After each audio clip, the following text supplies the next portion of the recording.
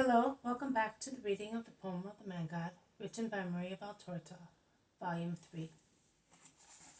Chapter 288, Part 1. The Sabbath at Gerasa.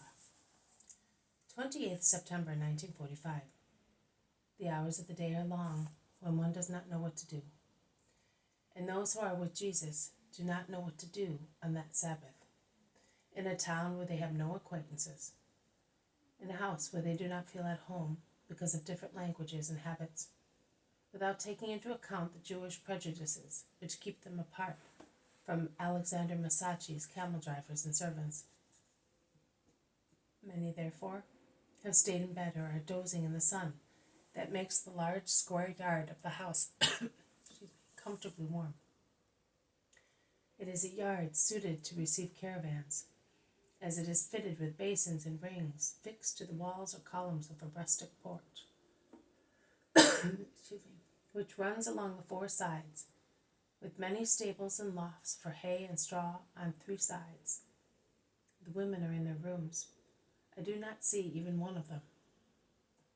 Margium amuses himself also in the closed yard, watching the work of the stablemen, who curry mules, change litters, examine hoofs, fasten loose horseshoes, or what is of greater interest to him because it is something entirely new. He is spellbound, watching how the cameleers deal with the camels, preparing in advance the load for each animal, in proportion to each of them, balancing it, and how they make a camel kneel down and rise in order to load and unload it, rewarding each one with a handful of dry legumes, which I think are broad beans, and at the end they gave them carobs, which the men also chew with relish. Margium is utterly amazed, and he looks round to find someone with whom he may share his amazement. But he is disappointed, because adults are not interested in camels.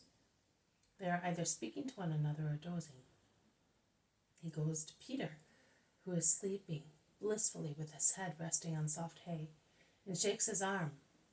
Peter half opens his eyes and asks, "What is it? Who wants me?" "I do. Come and see the camels." "Let me sleep. I have seen so many of them, ugly animals." The boy then goes to Matthew, who is checking his accounts, as he is the treasurer during this trip. "You know, I have been to see the camels. They eat like sheep, did you know? And they kneel down like men, and they look like boats, moving up and down. Have you seen them?" Matthew, who has lost his count owing to the interruption, replies sharply, "Yes," and resumes counting his money. Another disappointment. Margium looks round. There is Simon Zealot, speaking to Judas Thaddeus. How lovely camels are, and how good! They loaded and unloaded them, and they lay down on the ground so that the cameleer should not have to work too hard. And they eat carobs. The men also were eating them. I would like, but I cannot make myself understood. Come with me. And he takes Simon by the hand. Simon, who is engrossed in peaceful conversation with Thaddeus, replies absent-mindedly, "Yes, dear, go, and watch you do not hurt yourself." Margium is astonished. Simon has not replied to the point. The boy is almost weeping. He goes away downheartedly and leans against a column. Jesus comes out of a room and sees that he is sulky and alone. He goes towards the boy and lays a hand on his head. "What are you doing all alone and so sad?" "No one will listen to me." "What did you want from them?" "Nothing. I was speaking of the camels. They are lovely. I like them. It must be like being on a boat to be up there. And they eat carobs. The men also eat them." "And you want to go up there and eat carobs? Come, let us go to the camels." And Jesus takes him by the hand and goes to the end of the yard with the child, who has become cheerful once again. He goes straight to a cameleer and greets him with a smile. The man bows to him and continues examining his animal, adjusting its halter and reins. "Man, do you understand me?" "Yes, Lord." I've known your people for 20 years. This boy has a big desire to climb up on a camel, and a little one to eat a carob. And Jesus smiles once again more lively. Your son?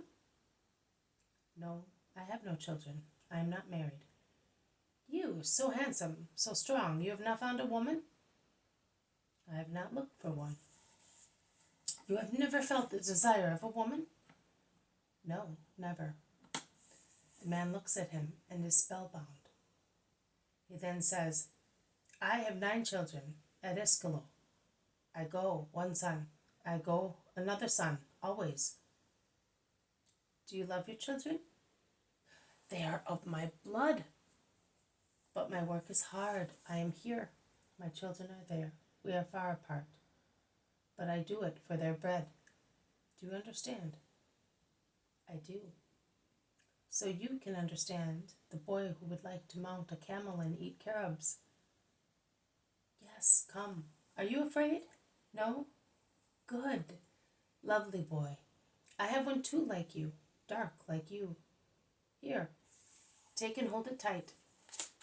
And he puts into Marjorie's hand the strange handle which is in the front part of the saddle. Hold it. I will come on now. And the camel will stand up. You are not afraid, eh? And the man climbs up on the high saddle. He makes himself comfortable and spurs the camel, which stands up obediently with a heavy pitch. Margium laughs happily, and he is all the more happy because the cameleer has put a delicious carob into his mouth. The camel ambles along the yard. Then the driver puts it into a trot. Finally, seeing that Margium is not afraid, he shouts something to one of his companions, who opens the very wide door at the rear of the yard, and the cameleer disappears with his load in the green country.